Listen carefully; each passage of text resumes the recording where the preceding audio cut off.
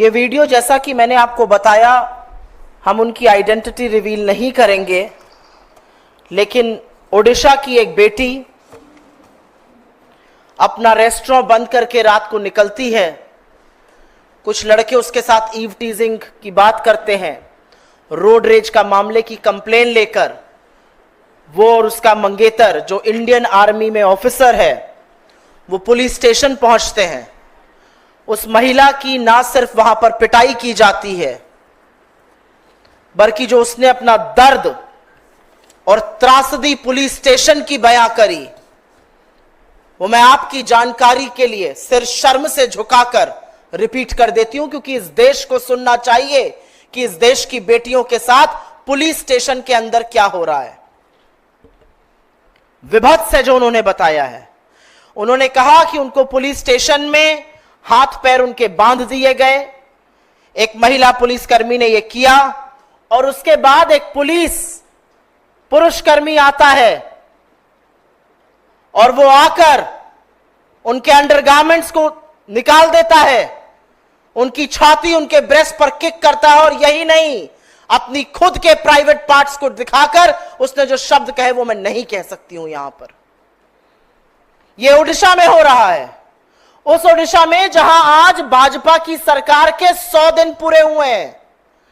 नरेंद्र मोदी 17 तारीख को ओडिशा जाकर महिला सशक्तिकरण की, महिला सुरक्षा की बातें करते हैं, और उसी के कुछ घंटों में पता चलता है कि ओडिशा की इस बेटी के साथ पुलिस स्टेशन में दरिंदगी की गई।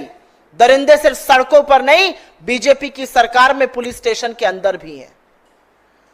और ये कोई अबला नारी नहीं थी, ये एक लॉयर है, ये भारतीय सेना के अधिकारी की मंगेतर है। वो भारतीय सेना का अधिकारी जो सिख रेजिमेंट का मेजर है, मैं उनका नाम यहां नहीं बोल रही हूं। सिख रेजिमेंट के एक मेजर की मंगेतर के साथ देश अपना ऋण इस तरह से चुका रहा है। ये वो इंडियन आर्मी ऑफिसर्स होते हैं जो रेगिस्तान की तपती गर्मी और सियाचिन की हाड़ कांपती ठंड में इस देश की सरहद की सुरक्षा करते हैं, और एक कृतज्ञ राष्ट्र उनको इस तरह से इस चीज का इनाम दे रहा है। वो लड़की चिल्लाती रही, मेरी मदद करो, मेरी मदद करो, और उसके बाद भी उसकी मदद करने के लिए कोई आगे नहीं आया। और यह असलियत है कि लड़की का असली यौन शोषण ओडिशा के एक पुलिस स्टेशन में उस सरकार के पुलिसकर्मियों द्वारा हुआ जो आज अपने 100 दिन मना रही है। और एक बात और सच है, और इस बात को मैं प्रबलता से बोलना चाहती हूं, क्योंकि दोनों विषय जो हैं वो मेरे हृदय के बड़े समीप हैं।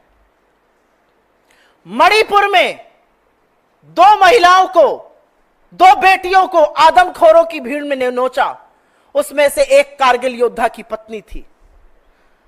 हफ्ता भर नहीं हुआ, अभी मध्य प्रदेश से मामला सामने आया है। 2 आर्मी ऑफिसर्स, 2 आर्मी के सैनिक और उनकी महिला मित्रों और संबंधियों के साथ वो कहीं घूमने गए थे, वहां पर उनकी पिटाई की गई।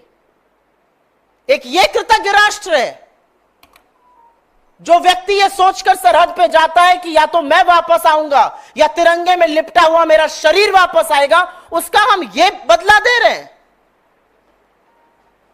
और सब चुप रहेंगे, सुई टपक सन्नाटा रहेगा, इस पर कोई आक्रोश नहीं होगा, इस पर कोई प्रदर्शन नहीं होगा, इस पर कुछ नहीं बोला जाएगा। आपने बंगाल पर आवाज उठाई, सही किया, हमने भी बंगाल में प्रदर्शन किया। अब उठाइए इस पर आवाज, पूछिए कि ऐसा कैसे हो सकता था। पूछिए कि सरकार के बनते ही ऐसा दुष्कर्म पुलिस स्टेशन के अंदर बेटी के साथ कैसे हुआ। आप बदलापुर पर नहीं बोलेंगे, आप बिहार पर नहीं बोलेंगे, आप उत्तराखंड पर नहीं बोलेंगे, आप उत्तर प्रदेश पर नहीं बोलेंगे। आप सिर्फ और सिर्फ गंदी राजनीति महिलाओं के साथ दुष्कर्म होने पर करते हैं। हाथ जोड़कर नरेंद्र मोदी को इस देश की महिलाओं से माफी मांगनी चाहिए। आपके वहां से आए हुए 72 घंटे नहीं हुए हैं और इस देश के सामने इस दरिंदगी का इतना बड़ा वाकया सामने आया है।